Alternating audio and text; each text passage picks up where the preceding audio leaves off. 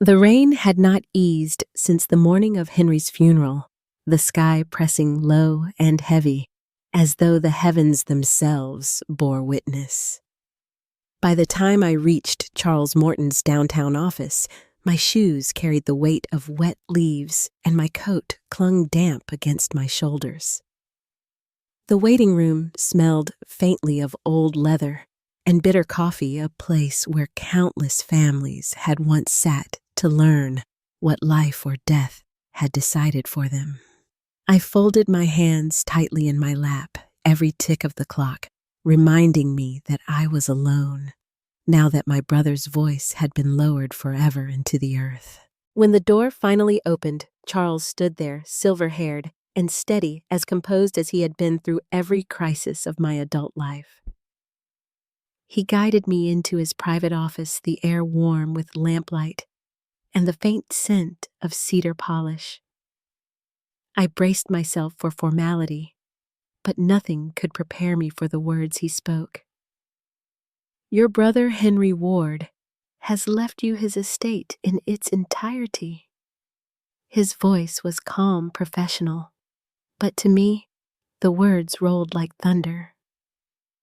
The mansion on the outskirts of Portland, $3 million in liquid assets, the majority of his company shares. I heard them, but my mind refused to settle. Henry had been my shield, my sparring partner, my closest ally when the world turned cold. Now he was gone, leaving me wealth I had never sought, but also a trust I could hardly bear. My chest ached with gratitude, tangled in grief. Charles continued laying out documents with precise care, but my vision blurred. I kept seeing Henry's hands, the neat fold of his pocket square the last day we spoke, his voice telling me once more that stability was survival. I wanted him back, not this abundance, not this lonely inheritance. But as I listened, I understood that this was his final act of protection, a brother's attempt to secure me against storms I could not yet see. The creak of the office door broke my thoughts. My breath caught my heart, certain it was a trick of grief. But then I saw him. Nathan, 30 years absent, and yet I knew him at once. The sharp jawline softened with age, hair streaked with gray, but the same restless eyes darting and watchful. He stepped forward with a smile that wavered between charm and demand. "Mom," he said, his voice louder than the room required. The word trembled in the air, like it had been locked away for decades, now pulled out to serve as currency. Before I could rise, he leaned forward, arms wrapping me in a hug. I was too stunned to return fully. My body stiffened, but still I allowed it. After 30 years, part of me had always longed to hear that word again, yet the moment carried no comfort, only unease. Around us the air shifted. Charles cleared his throat quietly, but Nathan's eyes had already dropped not to me but to the thick stack of papers on the desk. His lips curled, faintly hunger, poorly disguised. In that instant, grief gave way to something sharper. I realized the past I had tried to fold away had walked through the door and seated itself across from me, ready to unearth old wounds with new purpose. The sight of Nathan pulled me backward through years I had tried to bury. He had not always been a stranger. Once, he was my boy, with too much energy for his small frame, laughing too loud at his own jokes, restless in every way. His Uncle Henry was disciplined. Henry rose at dawn, worked with iron steadiness, accepted no excuses. Nathan resisted all of it. Their clashes filled our home, sharp words flying between Henry's sternness and Nathan's defiance. I was always caught between them, defending my son's need for freedom, even as Henry warned me that shielding a child too much can cripple him. At 18, the tension snapped. Nathan accused me of siding with Henry, of valuing stability over his happiness. You'd rather have his rules than my love," he shouted before slamming the door so hard the frame shook. I told myself he would come back, that his anger would burn out like every smaller quarrel, but the days stretched into weeks, then years. His room stayed empty. His bed, unmade, the posters peeling at the corners. Birthdays came and went. I baked cakes. He never tasted, wrote letters I never mailed. At Christmas, I hung his stocking anyway, waiting for a knock that never came. Through all those years, it was Henry who kept me upright. My brother, never warm, but always steady, slipped checks into my mailbox when repairs were needed, reminded me that endurance was survival. He had little patience for Nathan's recklessness. A boy without ballast, he called him more than once.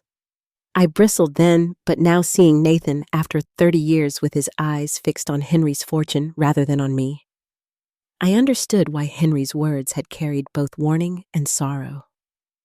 In his final months, Henry told me plainly, if wealth comes to you, those who left may come back. They won't come for you. They'll come for what you hold. I brushed it aside then. Now those words rang louder than the rain outside, as if he had known this moment would arrive. Nathan leaned back in his chair, flashing a smile that did not reach his eyes. "It's been too long," he said smoothly, the word "Mom" tumbling from his lips again, as though repetition alone could undo 3 decades of silence. My heart trembled, but suspicion steadied it. This was not a reunion. It was a reckoning. Charles Morton adjusted his glasses and began to outline the terms of Henry Ward's will. His voice was steady, practiced, each syllable carrying the weight of finality. The estate, including the Lakewood mansion, the business holdings, and all liquid accounts totaling $3 million, passes solely to Ms. Eleanor Ward, as per Mr. Henry Ward's explicit instructions. Out of the corner of my eye, I caught the shift in Nathan's expression. The practiced smile faltered. Calculation flickered in his gaze. His jaw tightened as though his teeth were grinding against the words Charles had spoken. For a long moment, he sat in silence, then leaned forward, resting his hands flat against the table. $3 million, he murmured, his tone heavy. Then louder, as if the volume might rewrite the will, and the house. All of it. His eyes fixed on mine. "Mom, you can't expect to manage all this alone. I'm your son. Your only son. I deserve a share." The words landed like stones against glass, shattering whatever fragile hope had stirred when he called me Mom. It was not reconciliation he sought. It was claim. The room seemed smaller, the air thinner. Grief twisted into something colder. I forced myself to hold his gaze. The boy I had once loved so fiercely was gone. In his place sat a man who returned not with apology, but with demand. Charles did not waver. His hands folded neatly over the papers, his voice calm as a stone wall. "Mr. Ward, your uncle anticipated that there could be questions. His wishes are clear. The estate belongs entirely to your mother. There is no ambiguity." Nathan's lips pressed into a thin line. Wishes, he repeated, his tone sharp with disdain. "And what about blood? Doesn't blood count for something? I'm his nephew. I'm her son. Surely that entitles me to more than scraps." His hand curled into a fist against the polished wood. My pulse quickened. Part of me wanted to reach across the table to soothe the child who once clung to my skirts, who once promised he'd take care of me when I grew old. But the man before me was not that child. His words were not of love. They were of entitlement. Henry had warned me of this moment, and now I felt the truth of his foresight pressing in like the rain against the office window. I opened my mouth, but no words came. The memories flooded too quickly. The empty birthdays, the untouched cakes, the unanswered letters. 30 years of silence now punctured only by hunger for inheritance. My silence seemed to feed Nathan's resolve. He leaned back in his chair, eyes narrowed. You can't seriously think a few papers and a lawyer will stop me. If I have to, I'll take this to court. I'll drag it through the system until I get what I deserve. The words cracked something inside me. Anger rose, slow but steady, winding through years of swallowed disappointment. What you deserve? I asked quietly, my voice trembling not with weakness, but with restraint. You left Nathan. You chose to walk away and never look back. You abandoned birthdays, holidays, every chance to return. Now you come back only because Henry's fortune has found its way to me. Tell me, what exactly do you think you deserve? The question hung in the air like smoke. For the first time, Nathan faltered. His eyes darted toward Charles, then back to me, restless, unsettled. But the hardness quickly returned his pride, stitching the mask back into place. Charles cleared his throat, breaking the silence with deliberate calm. Mr. Ward, your uncle left behind not only a will, but supplementary documents to ensure his intentions were beyond challenge. He prepared for this very possibility. With precise movements, Charles opened a leather folder and spread the pages across the desk. Deeds, account statements, notarized letters, each one binding the estate solely to me.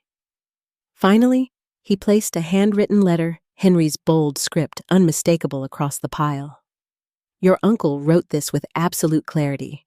Should you attempt to assert claim, these protections will prevent it. The estate was left to your mother because he trusted her judgment. No one else. I saw the flicker of rage in Nathan's face, the twitch of his jaw, the narrowing of his eyes. The charm drained away, leaving behind only bitterness. His voice dropped low, sharp as a blade. So he thought he could cut me out entirely. Thought I wasn't worth a single cent. I swallowed hard, my hands tightening against the armrest of my chair. He thought you weren't ready, I said quietly. He feared you would squander what he built. And after 30 years of silence, tell me, has he been proven wrong? The fury in Nathan's eyes sharpened, but beneath it, I caught something else. A flicker of desperation, a shadow of the boy he once was, still lost inside the man who sat before me. For a moment, neither of us spoke. The rain outside battered against the glass, filling the silence with its relentless rhythm. Charles folded the documents back into their folder, his steady presence a barrier between us. Nathan rose abruptly, his chair scraping against the floor. This isn't over, he said, his voice taut with restrained anger. You can hide behind wills and lawyers all you want, but blood has a way of finding its claim. You'll see. He turned sharply, striding toward the door, his footsteps heavy against the polished floor. When the door closed behind him, the echo lingered long after. I sat still, breath, shallow grief and dread twisting together inside me. I had buried my brother only days before.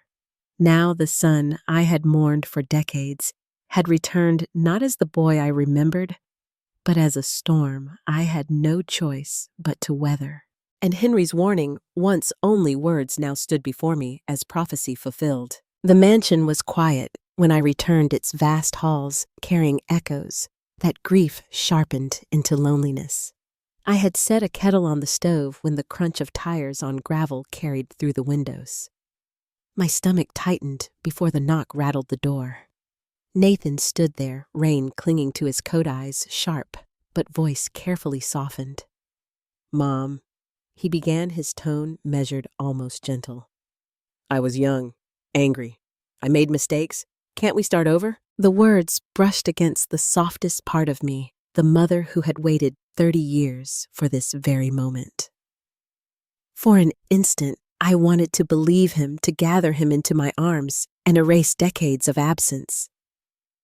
But behind his eyes, I saw it, the calculation, the restless hunger that had flickered in Mr. Morton's office. Still, I stepped aside and let him in. The foyer seemed to hold its breath as his gaze moved over the portraits, the polished woodwork, the chandeliers Henry had once insisted were too much, but just enough. Nathan's eyes gleamed.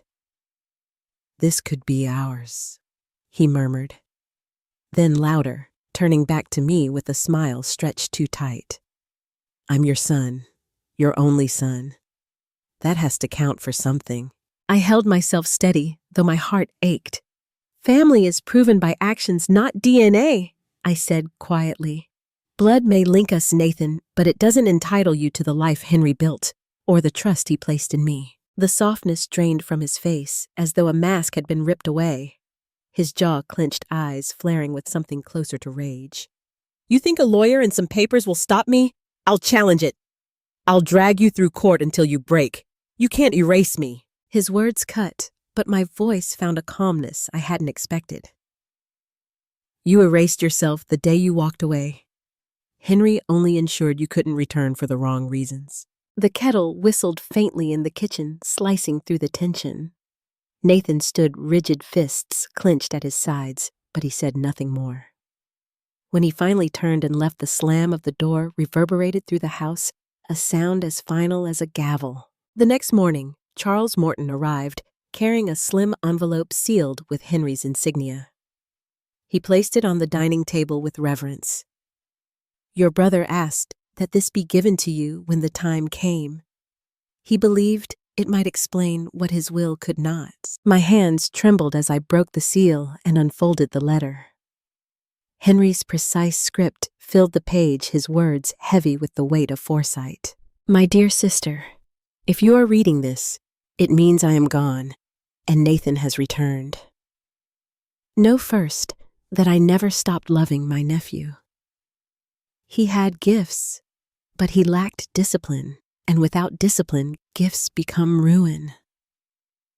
I could not entrust him with what I built, not because I wished him harm, but because I feared he would squander it. Responsibility without steadiness is a torch in dry grass." I paused, glancing at Nathan seated across the table. His face twitched as though every word struck a nerve. Pride and pain wrestled across his features. I continued. "I chose you, Eleanor, because you endured abandonment and loneliness without bitterness. What I leave behind is not reward, but burden one that requires steadiness. You are the one I trust to bear it." The silence that followed was heavy. Nathan's eyes narrowed, his jaw tightening. "So he thought I wasn't good enough," he spat. I folded the letter gently, pressing it flat with my palm. "He thought you weren't ready to value what mattered most," I said softly. Nathan surged to his feet, his chair scraping harshly against the floor. His voice rose, jagged with anger. "He poisoned you against me. For 30 years, he made sure you believed I was worthless. And you just let him." His voice cracked, desperation breaking through his fury. Then just as quickly, his face hardened again. "You owe me more than this. I'm your son. If you don't give me what's rightfully mine, I'll smear Henry's name. I'll make your life a hell you won't escape." Charles rose, calmly pressing a button near the door. "That will not be necessary, Mr. Ward. Your uncle ensured every measure to prevent exactly this." Nathan's fury collapsed into ragged sobs. He buried his face in his hands, his voice trembling through clenched teeth. "I had nothing all these years. Nothing. And now you sit here with everything." My own heart trembled, but my voice stayed steady. "You had choices, Nathan. You made them.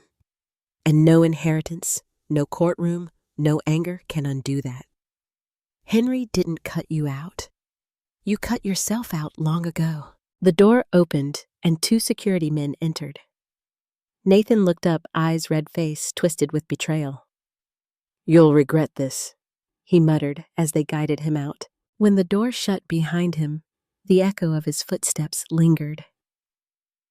I whispered into the stillness, not for him, but for myself. Goodbye. It was not farewell to a son I had lost him long ago. It was farewell to the illusion that he might ever return for love rather than gain. The mansion felt cavernous after Nathan's departure, but for the first time since Henry's funeral, I wasn't drowning in silence. There was resolve in the stillness now, a clarity that grief alone had not given me. Still, I knew my son's anger had not ended at the threshold. It hovered like a storm gathering beyond the horizon. Days passed in uneasy quiet until Charles returned, a thick folder in his hands. He explained calmly that Nathan had already made calls to contest the will. "It won't stand," Charles reassured me. Henry anticipated every angle, but I knew my son. It wasn't about winning. It was about wearing me down, convincing me that resistance wasn't worth the strain. That evening, the phone rang. His voice poured through the receiver before I could even breathe. "Mom, I don't want lawyers between us. Just do the right thing. Sign something over to me, anything. Otherwise, you'll regret this. I'll drag it out until you're broken." His words were sharp, but underneath them I caught a flicker of desperation. I gripped the phone tighter. "Nathan, I don't regret protecting Henry's trust. What I regret is that you think threats can buy back 30 years. His scoff echoed before the line went dead. The next morning, a letter arrived by courier. Bold black ink across white paper. Notice of intent to contest. My chest tightened as I read it. Nathan had wasted no time. Yet even as I folded the paper, I realized I wasn't trembling. Once the thought of court of public scrutiny would have undone me. But now, each of his threats sounded less like power and more like the echoes of a boy still stamping his feet at the door he'd slammed long ago. Charles met me again that week. He laid Henry's documents across the desk, deeds, accounts, legal letters signed and notarized with an iron clarity only my brother could have orchestrated. "Your position is unassailable," Charles assured me. "Nathan cannot win." But I heard what he didn't say aloud, that my son could still bleed me with the process. And yet, as I traced my fingers across Henry's handwriting, something in me hardened. My brother had not trusted me with wealth. He had trusted me with resolve, and I would not waste that gift. Nathan did not relent. Messages flooded my phone, some pleading, some cruel. "You always loved him more than me. You don't care if I starve. I'm your son, you owe me." Each one was a blade twisted into old wounds. But instead of weakening me, the repetition dulled their edge. Every demand reminded me of the truth Henry had written: responsibility without discipline was ruin. Nathan had not returned for me. He had returned for what he thought he was owed. One night, I found myself standing in Henry's study, the scent of cedar still clinging to the shelves. I remembered his words spoken months before his death. "If wealth comes to you, those who once left may find their way back. They won't come for you, Eleanor. They'll come for what you hold." I understood then that Henry's warning wasn't about greed alone. It was about courage. He had known Nathan would test me not with violence or charm, but with the weapon of my own love. The hearing came swiftly, Nathan striding into the courtroom with polished shoes and a lawyer whose arrogance matched his own. He spoke of rights of blood, of years lost. He painted himself as the abandoned son, a victim of circumstance. For a moment, the words twisted in me, stirring guilt like an old ember. But when Charles rose, presenting Henry's meticulous preparations, the illusion crumbled. Every document bore my name. every account was shielded. The judge's decision was swift. The estate belonged fully and solely to me. Nathan's face darkened as the gavel fell. He turned toward me, his voice low, sharp enough to pierce even in the crowded room. "This isn't over." But for me, it was. I walked out of the courthouse into sunlight that felt almost foreign. For 30 years, I had carried a shadow of absence, of waiting, of guilt. But as I stood on those steps, I realized that shadow was not mine anymore. Nathan's choices were his own, and no inheritance could rewrite them. That night, I lit a fire in the mansion's hearth and sat alone in the glow. The papers from court rested on the table, final and undeniable. Yet they felt less like victory and more like release. For the first time in decades, I whispered aloud the truth I had feared to admit. I don't need him to come back to be whole. The days after court were strangely quiet.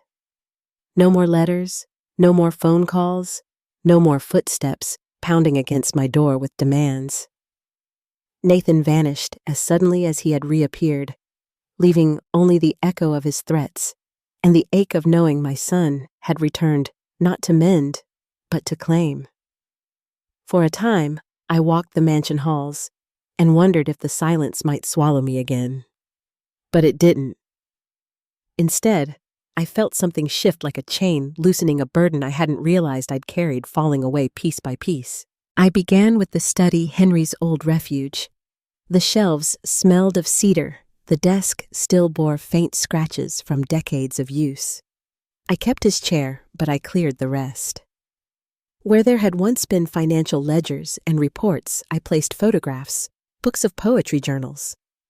It became less a shrine to my brother's discipline and more a space for remembering the resilience he had given me. Then I turned to the grand dining room, a place that had echoed with absence during his final years. I filled it with neighbors, old friends, even the housekeeper's grandchildren. We shared soup, laughter, music. The walls that once carried grief began to carry life again.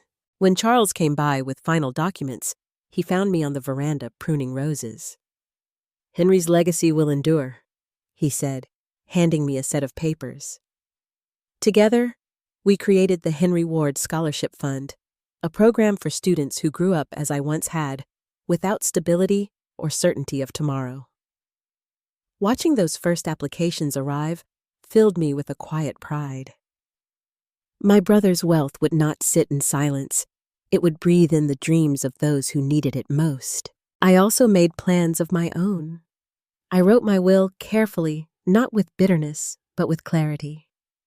No longer would inheritance be left to the whims of bloodlines alone. I chose names deliberately, neighbors who had brought casseroles when Henry was ill. A cousin who sent me letters even when I could not reply, the housekeeper who stayed faithfully through decades of Ward storms. Love, I decided, would not be defined by DNA, but by presence. One evening, as autumn pressed against the windows and the fire hummed in the hearth, I took out Henry's last letter again. His handwriting was steady, his words as sharp as the day he wrote them. "I leave this to you, Eleanor, not as a gift, but as a trust. You are the one steady enough to bear it." I folded the paper gently, tears warming my cheeks. For years, I had carried guilt for Nathan's absence, convinced I had failed as a mother. But Henry had seen me clearly, seen that endurance was not failure, that resilience was not weakness. I found peace not in wealth, but in release. Nathan's threats no longer clung to me. I wished him no harm, but I no longer begged the universe for his return. My goodbye to him had been whispered in the courthouse, firm and final. What remained was freedom, the freedom to define family, not by who left, but by who stayed. The mansion itself transformed with me. I repainted walls in soft colors, filled corners with plants, and framed photographs invited laughter where there had been silence. In spring, the orchard bloomed in white blossoms, and children from the scholarship program visited for a picnic. Their voices carried across the lawn like music, like a future Henry would have approved of. For the first time in decades, I felt not just like a guardian of his estate, but like a woman living her own life whole and unashamed. One night, I stood at the doorway of the mansion, the key cool in my hand. I remembered years of waiting for a son who never came home, of lighting porch lamps, as though hope itself could guide him back. And I realized I had finally turned the lamp off, not in despair, but in peace. The house was no longer a place of waiting. It was a place of presence, of purpose. Looking out at the orchard glowing under the moon, I whispered the truth. I had fought for so long to accept family is not proved by blood, but by presence. Love is not measured by what someone demands, but by what they give freely. And strength is not found in holding on to those who leave, but in choosing to build with those who stay. So, to anyone listening now, take this lesson from my story. You cannot buy loyalty, and you cannot beg love into existence. True family is built in actions, not words. When betrayal comes, let it go. When greed knocks at your door, guard your peace. And when life places trust in your hands, carry it with dignity, not for what you gain, but for what you leave behind. If this story touched your heart, please like, share, subscribe, and comment below with your thoughts. Your support helps bring more stories like this to life.